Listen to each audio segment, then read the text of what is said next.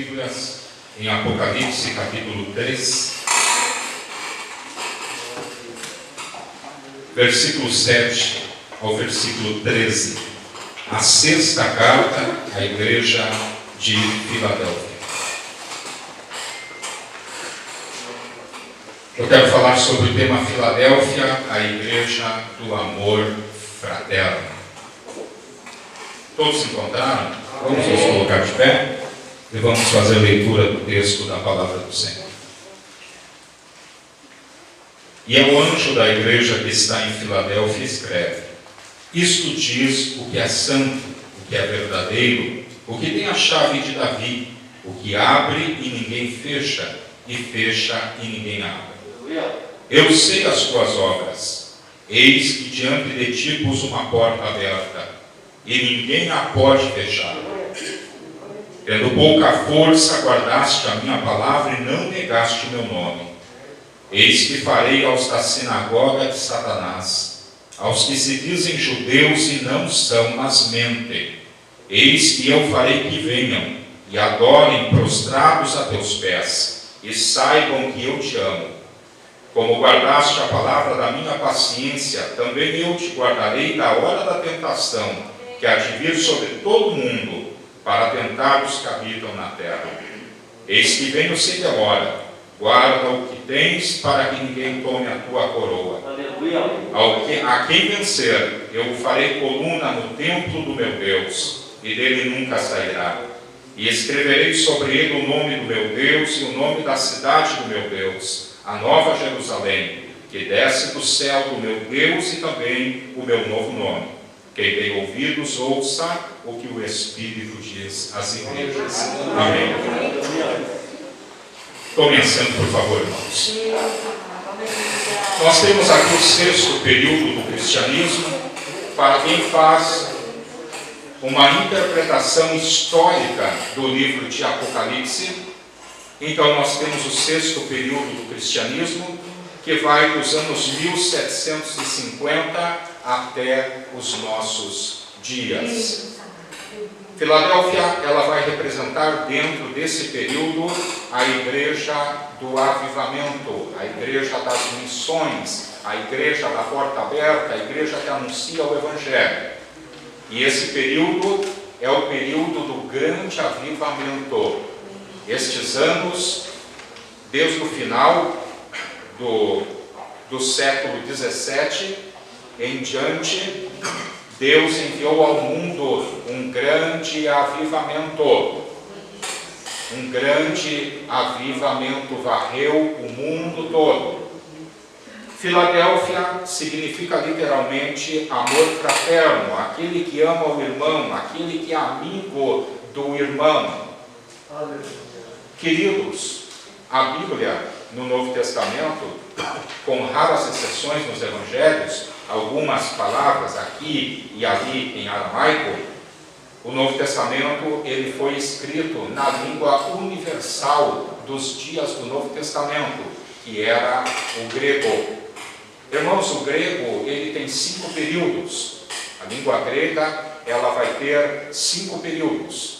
O grego da Bíblia é o grego intermediário do terceiro período, chamado koiné. O grego comum aos dias de Jesus, e que ele vai do ano 300 antes de Cristo ao ano 300 depois de Cristo. Esse grego do Novo Testamento, ele foi usado durante 600 anos. Depois veio o grego bizantino, que sofre a influência latina.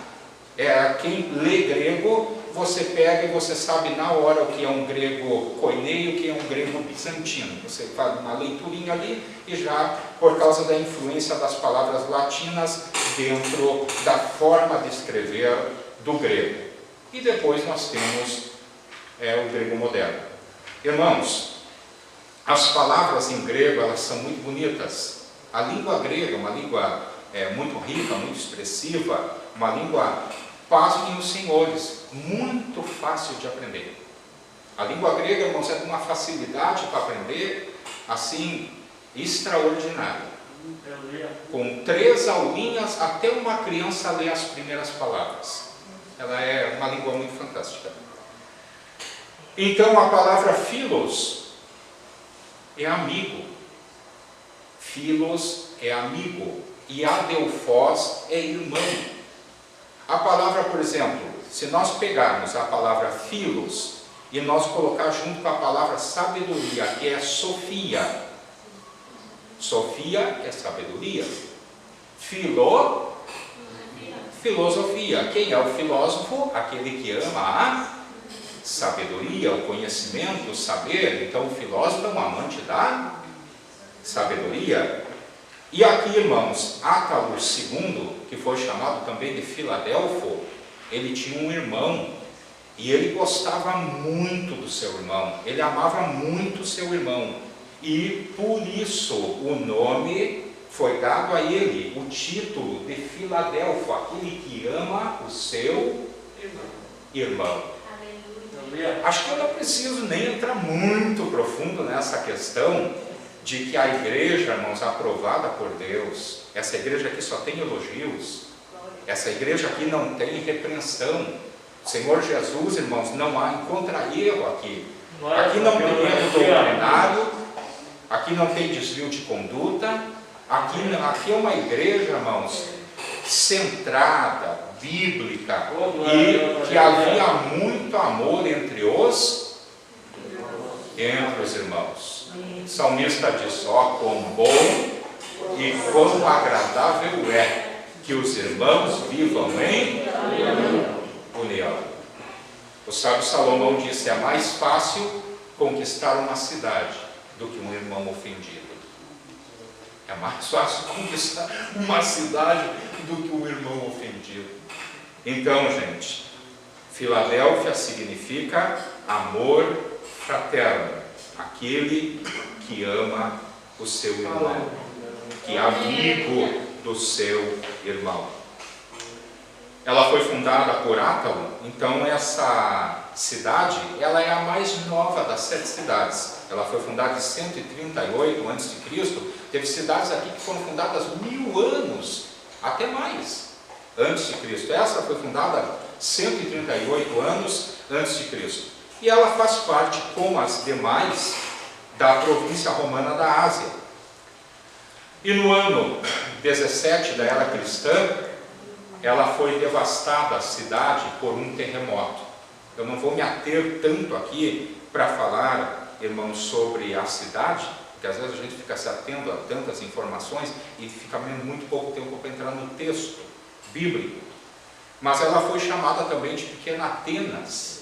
Ela era tão parecida com Atenas que ela foi chamada de Pequena Atenas, e era cheio de templos a deuses e a arquitetura grega. Era uma coisa assim muito bonita. Muitas vezes, irmãos, quando nós pensamos no mundo antigo, a gente pensa assim que por ser antigo não era belo. A gente pensa que por ser antigo era tudo arcaico, tudo... Irmãos, existiam maravilhas e belezas que até o dia de hoje as pessoas estudam como foi possível fazer aquilo, sem ter os mecanismos, os instrumentos, as ferramentas que nós temos hoje. Então, no ano 17 depois de Cristo, um grande terremoto, ele destruiu Filadélfia. E as pessoas viviam constantemente com medo dos tremores de terra. E algumas pessoas até mudaram, saíram da cidade por conta do terremoto que houve nessa oportunidade. Irmãos, essa igreja, em primeiro lugar, o Senhor Jesus, dirigindo sua carta ao anjo da igreja, que é o pastor aqui no caso, ele se apresenta como santo, verdadeiro e que tem a chave de Davi. Ele é aquele que abre e ninguém fecha. E ele é aquele que fecha e ninguém abre. O Senhor Jesus, irmãos, tem um poder muito grande. A vontade dele prevalece. Se ele quer que seja de uma maneira, ele faz com que a sua vontade prevaleça. E isto diz o santo. Senhor Jesus, de fato, é santo. Santo aqui, no grego é hagios, que é aquele que foi separado de tudo aquilo que é pecaminoso e dedicado, consagrado a Deus. Irmãos, a santidade, ela tem dois aspectos. O primeiro aspecto daquilo que é santo, ele é separado. Mas é só o primeiro aspecto. O segundo aspecto é consagrado. Então é separado das coisas comuns e profanas e consagrado a Deus. O que significa isso? A taça do templo, ela era santa. Os garfos, as bacias, o altar eram santos. Mas eles não são pessoas, eles são objetos. Em que sentido eles podem ser santos não tendo vida, não tendo vontade própria? No sentido de que foram consagrados somente para o uso do Senhor, somente para o uso das coisas do Senhor.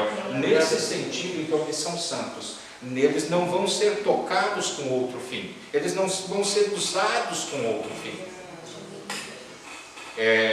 Nós temos o episódio lá, só para ilustrar essa verdade, o rei Belsazar, ele estava fazendo uma grande festa, e nessa festa eles estavam bebendo, eles estavam fazendo aquela festa de pessoas sem Deus.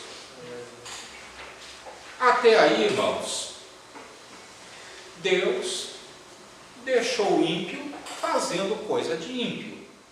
Mas quando aquele homem teve a ideia e decisão de trazer os vasos que o seu pai, na verdade o seu avô, mas a Bíblia chama de pai, Nabucodonosor trouxera de Jerusalém e colocara nos seus tesouros e nunca tocou.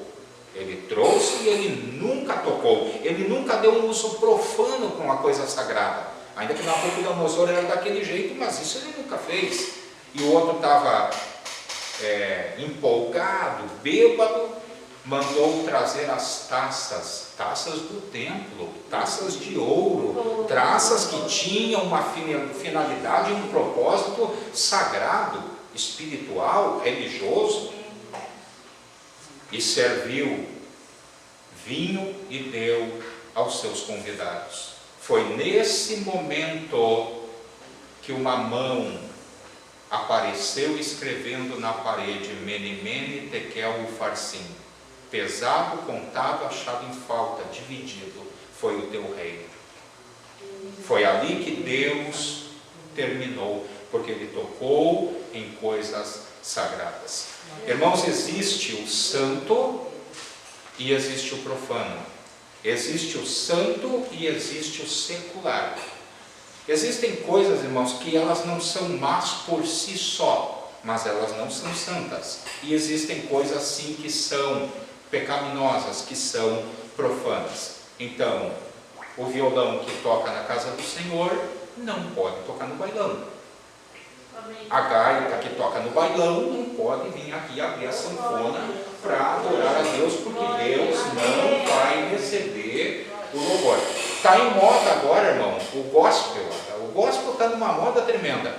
Gente sem Deus, sem graça, sem compromisso, é sem Deus. Irmãos, falar de Deus até o diabo fala. Não se iluda, meu irmão. Tem crente que ele é ingênuo, irmão. Falou de Jesus, é de Jesus. Não, querido. Longe disso às vezes.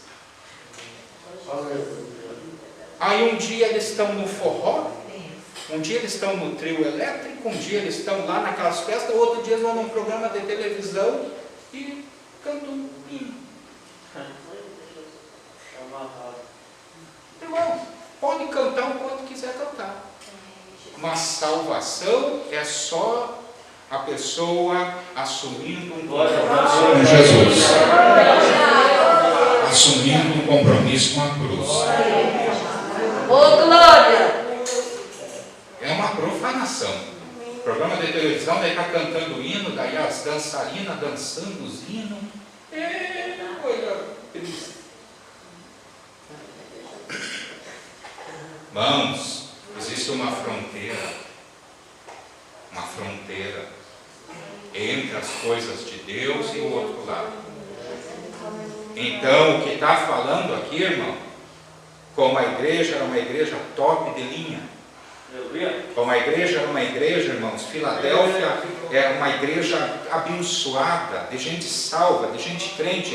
Ele diz, isso diz o que é santo, o que é verdadeiro. Verdadeiro no grego é alethenos. Aletheia é verdade, alethenos aquele que é verdadeiro. Aquele que não é só que fala a verdade, vive uma vida verdadeira. Aleluia. Vive uma vida de verdade, uma vida verdadeira. Além de nós, irmãos, é verdadeiro no sentido não só de falar, mas no ser verdadeiro. Então, isso diz o santo, o que é verdadeiro, o que tem a chave de Davi. Foi prometido a Davi, gente, um reino. E o Senhor Jesus disse, eu tenho a chave de Davi. A chave de Davi, irmãos, ela aparece profeticamente lá em Isaías capítulo 22 e versículo 22. Fácil de memorizar, né? Isaías capítulo 22 e versículo 22. Vamos ler rapidamente. Nós temos pouco tempo hoje, não tem muito tempo não, e eu vou dar uma aceleradinha. 22 de Isaías. E porei a chave da casa de Davi sobre o seu ombro, e abrirá e ninguém fechará, e fechará e ninguém abrirá. Que coisa linda! Ele disse, sou eu, o que o Isaías falou lá, eu tenho a chave, eu abro, ninguém fecha, eu fecho e ninguém abrirá. O Senhor Jesus, irmãos, profeticamente está falando sobre esse tempo da igreja, esse tempo do cristianismo, em que a igreja teria muitas oposições, mas ninguém conseguiria apagar, ninguém conseguiria desfazer essa obra de avivamento que Deus estava mandando. Se lutou muito, irmãos, contra essa obra. Você não faz nem ideia, irmão, do quanto já se lutou contra a obra de Deus. Quando John Huss estava sendo queimado, ele entregou uma profecia. John Huss foi um grande pregador. John Huss foi um homem cheio do Espírito Santo. E ele disse bem assim, hoje vocês matam um ganso, porque esse era o apelido dele, mas daqui 100 anos vos nascerá o cisne, e a este não podereis matar. E Lutero foi chamado o cisne. Daqui 100 anos vai nascer a um que vocês não vão poder matar, de jeito nenhum. E dali 100 anos, Lutero estava fazendo a grande obra da reforma e o nome do Senhor sendo glorificado. Irmãos, nós temos aqui uma igreja perseverante. Não, essa igreja não tem problema de esquecimento. Ela não é uma igreja que ouviu, irmãos, e esqueceu. Ela não é uma igreja que apostatou. Ela não é uma igreja que tolerou o pecado. Ela não é uma igreja que se misturou com o mundo. Não. Aqui nós temos uma igreja, irmãos, que ficou firme na presença do Senhor. É uma igreja fiel. Ela não é censurada. O Senhor Jesus não encontra nada, irmãos, de errado no meio dessa igreja. Eu sei as tuas obras. Eis que diante de ti pus uma porta aberta e ninguém a pode fechar. Aleluia. No Apocalipse, irmãos, vai aparecer a porta da evangelização. Eis que estou à porta e bato a porta do coração. Capítulo 4, eis que uma porta se abriu no céu. As portas que estão dentro do Apocalipse. Mas essa porta é a porta da evangelização. Irmãos, que coisa maravilhosa quando Deus faz algo.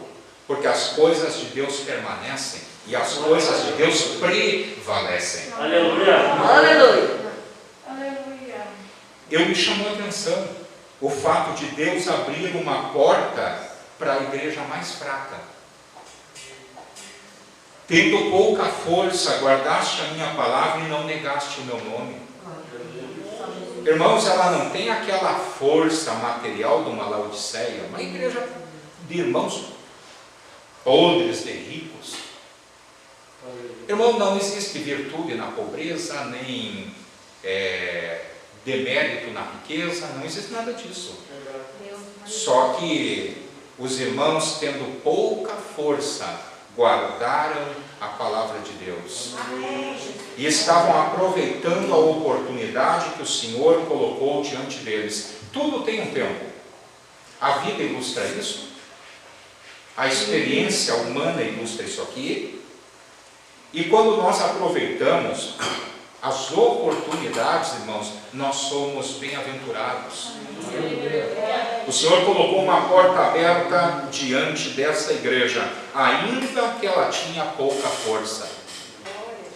Às vezes quem menos pode, mais faz. Aleluia. Você sabia disso? Que às vezes quem menos pode é o que mais faz. Você sabia que às vezes quem menos tem, mais ajuda? Você sabia disso? Eu fiquei, irmãos, assim, emocionado, né? Quando a convenção lá do Nordeste, numa convenção, numa plenária, numa convenção geral, eles têm mais pastores às vezes do que nós aqui, mas nós chegamos a reunir 1.500 pastores numa convenção. Então, naquela convenção, eles chamaram uma irmã, e ela foi homenageada naquela convenção. Então, o pastor de uma determinada igreja, ele queria fazer uma congregação no interior, visitou lá a casa da irmã, a irmã doou o terreno, doou o lote, e o pastor disse: irmão, quando nós tivermos condição, quando nós tivermos meio, recurso, a gente vai vir, porque tem que terraplanar, tem que fazer o trabalho, e no momento a gente não tem. E a irmã, com mais de 70 anos, ela pegou picão, enxada, ela fez, irmãos, eu nem sei como chamar aquilo, ela atou no corpo assim, tipo um lençolzão, e ela tirava a terra, colocava ali e puxava. E quando o pastor chegou, passou meses, a irmã fazia culto, a irmã reunia os vizinhos, o pastor chegou lá, e aquele desnível não existia mais. E ela, mas quem é que terraplanou isso aqui? E ela disse: eu. Quando avaliaram, irmão, quantas cargas de terra foram tiradas, chegaram à conclusão que aquela mulher tirou 60 caminhão de terra. Todos os dias. Todos os dias. Ela levantava de manhã, todos os dias. E ela carregava a terra o dia. Tem pouca força, mas uma porta aberta diante de Irmão querido, entenda que diante de você existe uma porta aberta. E a obra de Deus, irmãos, ela é feita pelo povo de Deus. A obra de Deus, irmãos, ela não é feita por poucas pessoas. A gente fica na esperança que se converta, que orar para se converter o homem mais rico da igreja para fazer a obra de Deus, daí a glória vai ser do homem rico e não da igreja, não de Deus, irmão. Daí Deus não salva o homem mais rico, porque Deus não quer dar glória para o homem mais rico, Ele quer glorificar o seu nome no meio da sua igreja. Ele tem poder para salvar, mas Ele não salva. Você entende? Que a união do povo de Deus, ainda tendo às vezes pouca força, ainda às vezes, irmão, unidos fazem coisas maravilhosas. E essa igreja é a igreja do amor fraternal, os irmãos se amavam. Essa igreja aqui não é a igreja da fofoca, irmão. Essa igreja aqui não é a igreja, irmão. Ficam se mordendo, se devorando. Isso aqui não é aqui, irmão. Aqui é a igreja da união. Alguém falou sobre união? Não, irmão, união. A obra de Deus se faz com a união do povo do Senhor. Por isso que o diabo trabalha tanto para semear desunião, irmão, para um ficar bicudo com o outro, um ficar, sabe? Isso aqui, irmãos, é uma obra do inimigo. Existe um livro chamado Arte da Guerra, de Mao Tse. Mao Tse foi o maior estrategista antigo dentro do Império Chinês. E Mao Tse escreveu na Arte da Guerra: dividir para conquistar. Divida primeiro, bota intriga, divide eles, faz eles pensar diferente, depois conquista. Quando existem pensamentos diferentes, quando não existe união, é fácil de conquistar. Divida e conquiste. Mas quando o povo de Deus está unido, gente, o Senhor Jesus diz que casa dividida não subsiste. Se tiver dividido, agora se tiver unido numa só fé, num só pensamento, num só propósito, não tem para ninguém. Amém? Então nós estamos falando aqui, irmãos, numa igreja que tem pouca força. Eles têm pouca força no mundo material, eles têm pouca força na influência assim dentro da sociedade, que tivesse alguém ali que fosse um renome dentro da sociedade, não. Mas eles têm muita força diante de Deus. Eles têm muita força na oração, eles têm muita força na comunhão. Irmãos, a palavra comunhão é comum, união, os elementos comuns que nos unem. O que são elementos comuns que nos unem, gente? O Senhor Jesus, a salvação, o Espírito Santo, a palavra de Deus fazem a comunhão. Aí nós vivemos em comunhão com os irmãos por causa de todos os elementos. Ah, não gostei, filho. Não gostei. Não desceu. Hora que você vai gostar dele. Aleluia. Irmão, você não gosta de uma pessoa, tira uma semana de oração, mas você vai se apaixonar. Amém. Mas vai sentir até saudade. Quando que eu vou enxergar o fulano? Se você orar cada dia como Jesus ensinou, até falta você sente. Amém. Amém? Porque tem pessoas, irmãos, que Deus está trabalhando. A gente tem que tolerar. A gente, se Deus tolera, irmão, agora a gente não vai tolerar nada. A irmã, pensa numa irmã brava. E multiplica. Aí um dia o irmão chegou e disse: mas irmã, a senhora disse que a senhora é crente com toda essa braveza? Ah, irmão, você não me conheceu antes? Já estava calma. Já tinha mudado um montão. Você não me conheceu antes? Tolera, gente. Tolera um pouquinho. Às vezes, gente, você pode falar, não fala. Não fala. Pode retrucar, não retruca. Não retruca. Ah, mas que isso, que aquilo, não. Deixa passar. Amanhã depois aquela pessoa vai entender.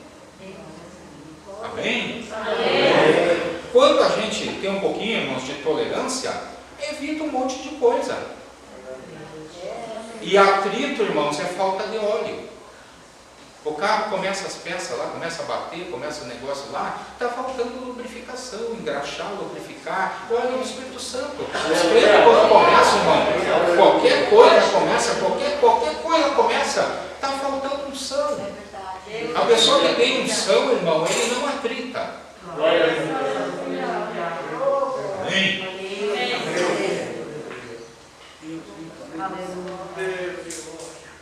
A gente já viu tanta coisa, né? E o inimigo trabalha, irmão. Ele trabalha porque ele sabe a força da igreja. Aleluia. Então, Sei as tuas obras, eis que pus diante de ti uma porta aberta, que ninguém pode fechar. Tendo pouca força, guardaste a minha palavra, não negaste o meu nome. Eis que farei. Agora Deus começa a operar no meio da igreja. Aleluia. Irmãos, o sinal de vida da igreja não é o que os homens fazem. Eles pregam, eles cantam, eles isso, eles aquilo. Tem lugar que tem muito movimento, gente. O sinal de vida da igreja não é o que o homem faz, é o que Deus faz. Aleluia. Eis que farei que alguns da sinagoga de Satanás, irmãos, os judeus, autoridades do judaísmo, da religião judaica, eles perseguiram muito a igreja que estava nascendo, porque a igreja ela saiu do judaísmo. Saiu. Jesus era o quê? Judeu. A família de Jesus era o quê? Judeu. Os apóstolos de Jesus eram o quê? Judeu. O Senhor Jesus disse para a mulher samaritana: a salvação vem dos judeus. Olha só, existe um espírito, irmãos, chama antissemitismo, que não gosta de judeu. E na língua portuguesa botaram o verbo judiar. Judiar, judiou dele. Judeu. Então, irmão, os judeus aqui realmente estavam judiando dos irmãos, da igreja que estava nascendo. As maiores perseguições no ministério de Paulo foi por parte dos judeus. Nem por isso nós vamos criar uma bronca dos judeus, né, gente? Paulo chegou ao ponto de dizer: a partir de agora me voltarei para os gentios. Cansou de tentar pregar para os judeus e eles faziam o que faziam com ele. Ele disse: a partir de agora vou para os gentios. E eles ouvirão. E você foi, irmão, para os gentios, e você foi e não parou mais. Aleluia. Olha só, a sinagoga de Satanás, irmãos, é um movimento dentro do judaísmo que estava perseguindo o povo do Senhor, a igreja de Filadélfia. Se dizem judeus e não são, mas mentem, porque judeu não é somente de raça, irmão.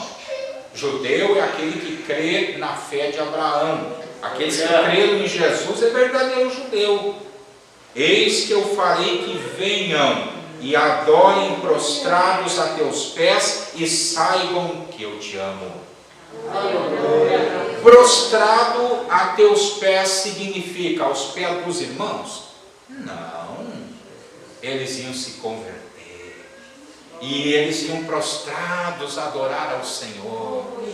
E o Senhor ia mostrar para eles, mostrar para esses cegos espirituais que perseguiam, que faziam a igreja sofrer, o seu poder. Esses já foram felizes, irmão, não ser salvo. Esses Deus usou de misericórdia. Agora, pior é que os outros que ficaram na ignorância. E saibam que te amo. Como guardaste a palavra da minha paciência, também eu te guardarei da hora da tentação que há de vir sobre todo mundo, para tentar os que habitam na terra. Quanto, irmãos, à tribulação, existem 3 escolas de interpretação que, por questão de tempo, não dá para explicar cada uma. Tá? É pré-tribulacionismo, tribulacionismo e pós-tribulacionismo. Ou seja, pré-tribulacionistas, Igreja, Assembleia de Deus, acreditamos que antes da tribulação virá o arrebatamento da igreja. O Senhor tira a igreja e dá-se início ao período de tribulação e grande tribulação. Isso se chama pré-tribulacionismo. Dá para entender até aqui? Amém. Existe outro grupo que é tribulacionista, ou seja, midi-tribulacionistas. Eles acreditam que a igreja vai ser arrebatada no meio da tribulação, que daí eles chamam de período de dores. Mas o período de dores, irmãos, ele não está relacionado à igreja, ele está relacionado ao mundo e a Israel. Então eles interpretam que a igreja passa pelo período da tribulação, mas não da grande tribulação. É a metade do período a igreja vai estar na terra e o anticristo, na verdade, como anticristo, ele se manifesta no segundo período. No primeiro período, aquele governador bonzinho do mundo, enganando as nações, e no segundo período, aí sim, aí muda tudo. Então eles acreditam que eles passam o primeiro período e são arrebatados quando o anticristo começar o grupo pós-tribulacionista. Acredito que a igreja passa pela tribulação e grande tribulação e a igreja é arrebatada depois. Não tem respaldo bíblico algum para crer nisso. Por quê? Porque a grande tribulação é o juízo de Deus. Selos, trombetas, taças e ais. Deus vai derramar, irmão, ais. Deus vai derramar essas coisas sobre a igreja? Não, porque ela já está convertida. Ela já está salva. Ela aceitou a Jesus. Salvação, irmão, é salvação do quê? É salvação disso aí. Então esse texto da palavra de Deus diz: como guardaste a palavra da minha paciência, também eu te guardarei da hora. Não é na hora, é da hora. É ek, em grego é uma preposição que faz tirar para fora. Literalmente, essa preposição significa tirar para fora. Então Deus não vai guardar na hora. Ananias, Misael e Azarias, irmãos, eles foram guardados na hora que o fogo ardeu dentro da fornalha. Se eles fossem guardados da hora, Deus não tinha deixado eles nem entrar no fogo. Mas aqui no caso, nós entendemos que nós seremos arrebatados antes. Então a igreja de Filadélfia é a igreja do arrebatamento. A igreja de Filadélfia é a igreja que sobe. É a igreja que está preparada para o arrebatamento. Quando a Bíblia Sagrada fala em sinais, irmãos, ela não fala sinais do arrebatamento. Foi pregado errado por muito tempo, gente. Escatologia é uma das ciências que ela é uma ciência difícil. Não tem sinal de arrebatamento, irmão. Tem sinal da segunda vinda de Jesus, da vinda de Jesus em glória para Israel. Ali tem sinal a 3x4. Mas sinal do arrebatamento, que sinal do arrebatamento? O Senhor virá num abrir e fechar de olhos. O Senhor virá num abrir e fechar de olhos. Então, hoje, muitas vezes nós não somos guardados, irmão, de tribulação. Mas aqui o texto promete, irmão, que Deus vai nos guardar da hora dessa grande aflição, dessa grande tribulação que há de vir sobre todo mundo. Tem coisa na nossa vida que acontece, doenças terríveis, gente, que atribulam, situações da vida. Se Deus, irmãos, quer guardar e livrar daquilo ali, Ele guarda e livra. E se Deus não quer, irmãos, Ele permite que o crente atravesse. Permite. Aleluia. Agora, gente, Deus permite essas coisas. Mas Ele está prometendo aqui na sua palavra: você guardou a minha palavra, eu também te guardarei da hora da tribulação, da tentação que há de vir sobre todo mundo, para tentar os que habitam na terra. Amém. Eis que venho sem demora. Guarda o que tens para que ninguém tome a tua coroa. Aleluia. Talvez isso seja uma das coisas mais difíceis na vida cristã, irmãos, é guardar aquilo que Deus nos tem dado. Aleluia. Porque o inimigo, irmãos, ele luta incansavelmente para que o crente enterre seus talentos. Quanta gente, irmão, com dons maravilhosos, com talentos gloriosos da parte de Deus, enterrado. Enterrado. Irmãos, Guarda o que Deus deu para você. Aleluia. Usa o que Deus deu para você. Não deixa, irmãos, a poeira, não deixa as coisas desse mundo fazer com que você acabe enterrando aquilo que o Senhor lhe entregou. Eu tive muita pena, muito dó, quando eu cheguei na casa de uma irmã e Deus usava tanto ela. Irmãos, Deus usava tanto ela. Tem pessoa, irmão, que Deus usa, revela até o que você pensa. Às vezes a gente nem orou, a gente tem um pensamento, tem um projeto, uma coisa, você não orou e não falou com ninguém, uma coisa, pois aquela irmã era usada por Deus, assim, revelava até pensamento. Bom, passou um tempo, eu orei com ela mais de uma vez, minha juventude toda gastei dentro da igreja, dentro da casa do Senhor. Deus. Aí um dia eu vou lá e ela disse: irmão, eu não estou orando mais como eu orava antes. Eu tenho aqui esse livrinho, aquele livrinho devocional, irmão, que tem uma mensagem para cada dia. Faz o seguinte, irmão, tu abre aí e daí tu lê a parte e daí Deus fala.